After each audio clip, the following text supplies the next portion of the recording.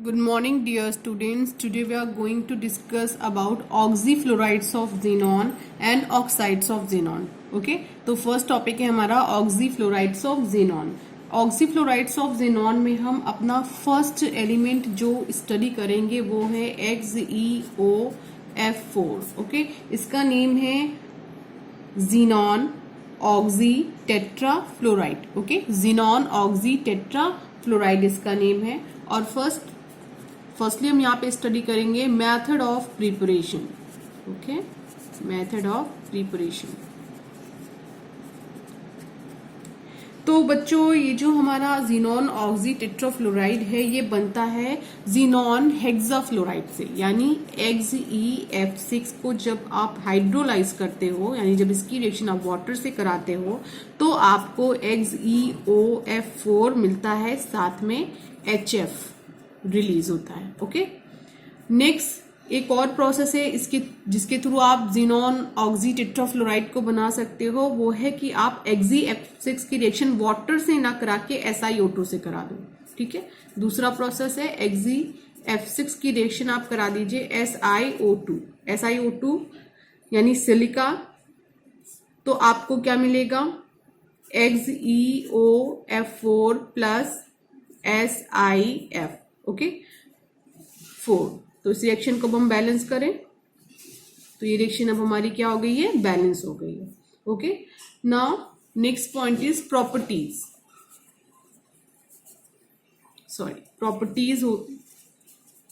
Properties होंगी XeOF4 की कि जब आप इसका हाइड्रोलिसिस करते हो तो आपको दूसरा ऑक्सीफ्लोराइड मिल जाता है xenon का. ठीक है, देखिए दूसरा कौन सा वाला कि आपके पास XeOF4 है. जब आप इसका हाइड्रोलिसिस करोगे तो आपको दूसरा ऑक्सीफ्लोराइड मिलेगा xenon का, जिसका फॉर्मूला है XeO2F2. ठीक है, तो इसका नेम होगा xenon डाईऑक्सी. ठीक है, डाईफ्लोराइड. ओके, और HF as a by product यहाँ पे रिलीज हो जाएगा. ठीक है, अब हम इस पर्टिकुलर कंपाउंड के स्ट्रक्चर के बारे में बात करते हैं. तो इसका जो स्ट्रक्चर होता है वो होता है square pyramidal. Okay, square pyramidal structure को शो करते हैं ये. और साथ में जो हाइब्रिडाइजेशन यहाँ पर होता है वो होता है sp3d2 हाइब्रिडाइजेशन. तो हमें बच्चों पता ही है कि xenon का जो स्ट्रक्चर होता है ग्राउंड स्टेट पे, हमें क्या पता है? ग्राउंड स्टेट पे हम इलेक्ट्रॉन्स को जब फिल करते हैं xenon में तो कैसे फिल करते हैं? हमारे पास एक 5s ऑर्बिटल होता है, दो उसमें इलेक्ट्रॉन होते हैं. ठीक है, इसके बाद हमारे पास 5p ऑर्बिटल होता है जिसमें पूरे 6 इलेक्ट्रॉन फिल होते हैं. और हमारे पास जो 5d ऑर्बिटल होता है, 5d ऑर्बिटल ये वैकेंट होता है. ठीक है, ये तो ग्राउंड स्टेट की बात हो रही है. ठीक है, लेकिन यहां पर जो आपका XeOF4 बना हुआ है ये बना कैसे है? थर्ड एक्साइटेड स्टेट के थ्रू ये बना है. ठीक है, थर्ड एक्साइटेड स्टेट के थ्रू ये बना हुआ है. थर्ड एक्साइटेड स्टेट में क्या होता है? जो 3 आपको पेयर इलेक्ट्रॉन दिख रहे हैं ये तीनों अनपेयर हो जाते हैं और इनका एक एक इलेक्ट्रॉन ट्रांसफर हो जाता है D में. ठीक है, तो हम इसकी आपको दिखा दे रहे हैं थर्ड एक्साइटेड स्टेट 5s. देखिए ये तीनों क्या हो गए हैं? अनपेयर हो गए हैं. उसके बाद जो 5d है, अनपेयर होने के बाद ये कहाँ मूव कर गए हैं? 5d में. ये तीनों, ये देखिए पेयर थे, 3 के तीनों अनपेयर हो गए. ओके, तो यहाँ पर जो आपको देखने को मिल रहा है कि टोटल कितने यहाँ पे अनपेयर इलेक्ट्रॉन है? 6. 1 2 3 4 5 6. ठीक है, तो यहाँ पर देखिए बच्चों, जो xenon है हमारा, ये चारों को पकड़िए. F कितने हमारे पास? 4 हैं. ये वाले, ये जो चारों अनपेयर इलेक्ट्रॉन है ये कैसा हाइब्रिडाइजेशन शो करेंगे? sp3d2 हाइब्रिडाइजेशन शो करेंगे और ये फॉर्म करेंगे XeF बॉन्ड. ओके, कैसा बॉन्ड फॉर्म करेंगे? XeF बॉन्ड फॉर्म करेंगे और ये किस टाइप का होगा? सिग्मा बॉन्ड होगा. ठीक है, अब ये जो 2 इलेक्ट्रॉन यहाँ पर बचे हुए हैं, ये 2 इलेक्ट्रॉन रिस्पॉन्सिबल हैं. ये कैसा बॉन्ड बनाएंगे? XeO बॉन्ड बनाएंगे. ठीक है, डबल बॉन्ड बनाएंगे और ये बॉन्ड इसमें एक कैसा होगा? वो होगा हमारा पाई बॉन्ड. ओके, तो अब हम स्ट्रक्चर की बात करते हैं, तो Hg हमारा क्या होगा, बीच में होगा। और सबसे पहले हम दो डबल बॉन्ड के थ्रू ऑक्सीजन को दिखा देते हैं। इसके पास हमारे इसमें जो है क्या बचा हुआ है, दो लोन पेयर बचे हुए हैं। ओके, एक ये फ्लोरीन, एक ये फ्लोरीन, एक ये फ्लोरीन और एक ये फ्लोरीन। ओके, तो कुछ ऐसा स्ट्रक्चर जो है देखने को मिलता है। इसी स्ट्रक्चर को हम नाम देते हैं स्क्वायर पिरामिडल स्ट्रक्चर का। Okay, now next topic is oxides of xenon. ठीक है, तो यहां पर हम ज़ीनॉन के ऑक्साइड्स के बारे में स्टडी करेंगे।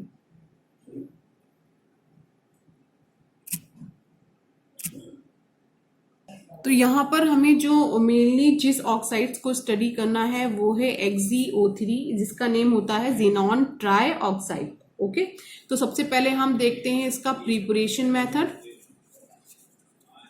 ठीक है, तो प्रिपरेशन मेथड में ये एक्चुअली बनता कैसे है, ये रिएक्शंस दोनों आप पढ़ चुके हो ज़ीनॉन हेक्साफ्लोराइड में एंड ज़ीनॉन टेट्राफ्लोराइड में। ये रिएक्शन मेथड ऑफ प्रिपरेशन की XeO3 की आप पढ़ चुके हो। ठीक है, मैं आपको एक बार और बता दे रही हूँ। आपके पास क्या है, XeF4 है। ठीक है, उसका आपको क्या करना होता है, hydrolysis in the presence of water, obvious सी बात है।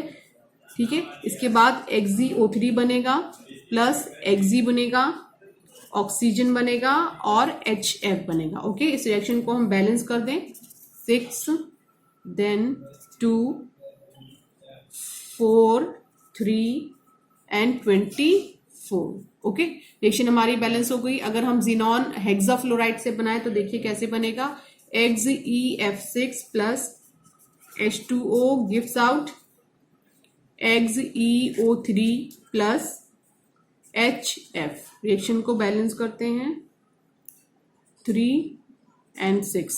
ये रिएक्शन क्या हो गई, हमारी बैलेंस हो गई। तो ये दोनों रिएक्शन तो आपने प्रीवियस वीडियो में भी देखी थी। अब हम बात करते हैं प्रॉपर्टीज ऑफ ज़ीनॉन ट्राइऑक्साइड। इसकी हम प्रॉपर्टी देखते हैं। तो जो इसकी प्रॉपर्टी है वो ये है कि ज़ीनॉन ट्राइऑक्साइड जब वाटर से रिएक्ट करता है तो H पॉजिटिव आयन हमें देता है, साथ में HXeO4 नेगेटिव हमें मिलता है, जिसे हम ज़ीनेट आयन के नाम से जानते हैं। ठीक है, तो इसके थ्रू जो हमें ज़ेनिक एसिड मिलती है वो स्ट्रॉन्ग ऑक्सीडाइजिंग एजेंट की तरह बिहेव करती है। ओके, अगर हम स्ट्रक्चर की बात करें तो इसका जो स्ट्रक्चर होता है वो होता है पिरामिडल स्ट्रक्चर। ठीक है, पिरामिडल स्ट्रक्चर को ये शो करते हैं। साथ में जो हाइब्रिडाइजेशन यहाँ पे मिलता हो वो है sp3 हाइब्रिडाइजेशन। ठीक है, तो स्ट्रक्चर मैं बना दे रही हूँ। sp3 जानते ही हो, काफी इजी होता है, सबसे इजी स्ट्रक्चर होता है ये। तो बच्चों ये आपका हो गया है लोन पेयर। इसके बाद आपके पास क्या है, टोटल 3 ऑक्सीजन है, और आपको पता है हर एक ऑक्सीजन रिस्पॉन्सिबल होता है डबल बॉन्ड के थ्रू, वो अपने बॉन्डिंग को शो करता है। तो ये जो स्ट्रक्चर आपको मिला है ये कैसा स्ट्रक्चर है, पिरामिडल स्ट्रक्चर है। ठीक है, जहाँ पे हाइब्रिडाइजेशन जो सेंट्रल मेटल एटम है यानी ज़ीनॉन है वो शो करता है, वो कैसी होती है, sp3 हाइब्रिडाइजेशन होती है। ओके, तो इस तरह से ये पूरी देखिए लिस्ट है। इसमें आपको देख करके ये समझ में आ गया होगा कि ये क्या है, ज़ीनॉन ट्राई ऑक्साइड है जो कैसा हाइब्रिडाइजेशन शो कर रही है, sp3, और ये इसका स्ट्रक्चर बना हुआ है। ठीक है, इसके बाद है xenon tetra oxide, sp3 hybridisation, और स्ट्रक्चर इसका है tetrahedral.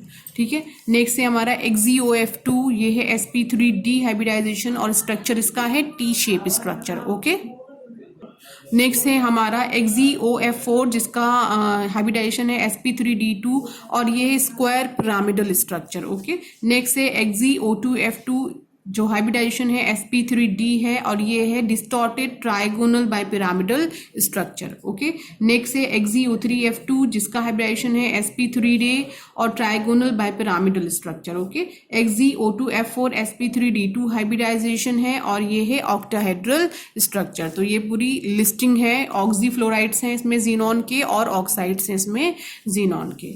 Okay, now move to the next topic, वो है जो आपका स्किप कर गया था, और ये टॉपिक रिलेटेड है हैलोजन फैमिली से। ओके, ये स्किप हो गया था तो इसको देख लेते हैं, oxo acids of halogen. Okay, क्योंकि हमें पता है हैलोजन फैमिली के जो मेंबर होते हैं उनकी इलेक्ट्रोनेगेटिविटी बहुत ज्यादा हाई होती है। ओके, ये क्वेश्चन अराइज होता है कि हैलोजन फैमिली के जो मेंबर्स होते हैं वो ऑक्सो एसिड्स क्यों बनाते हैं? क्योंकि इनकी इलेक्ट्रोनेगेटिविटी हाई होती है और साइज इनका बहुत ज्यादा स्मॉल होता है, जिसकी वजह से इस फैमिली के जो मेंबर्स होते हैं उनमें कैपेसिटी होती है ऑक्सो एसिड बनाने की।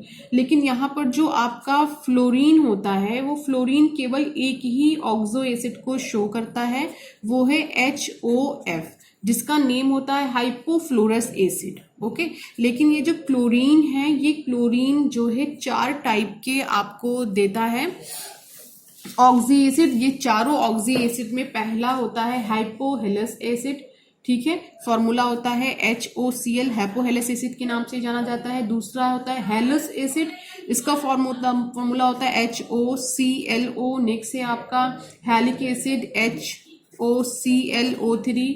नेक्स्ट से होगा आपका पर हैलिक एसिड, सॉरी यहाँ पे 2 होगा, पर हैलिक एसिड, इसका फॉर्मूला होगा HOClO3, ठीक है। इसी तरह आपका जो Br होता है, ये Br जो आपको देता हेलस एसिड नहीं देता है, सबसे इंपॉर्टेंट बात है ये वाला जो बीच वाला है, यानी HOBRO, ये शो नहीं करता है, हेलस एसिड नहीं देता है। इसी तरह आपका जो आयोडीन, बाकी तीनों देता है, ठीक है, यानी कि ये हाइपोहेलस भी देता है, हेलस भी देता है, सॉरी हाइपोहेलस देता है, हेलिक देता है, पर हेलिक देता है, ठीक है, बट हेलस ये नहीं देता है, ठीक। इसके बाद आपका इसी तरह आयोडीन भी है, आयोडीन भी हेलस नहीं देता है, बाकी ये तीनों ऑक्सो एसिड्स ये देता है। ओके, देख लीजिए बुक में ये पूरा चार्ट बना हुआ है, सारे एसिड्स के ये नेम दिए गए हैं, hypohalous acid, halous acid, halic acid, perhalic acid, और इस चार्ट में बिल्कुल साफ साफ ये मेंशन है कि जो HOF है, यानी जो हमारा फ्लोरीन है, वो केवल एक ही ऑक्सो एसिड्स बनाता है, जो होता है हाइपोफ्लोरस एसिड।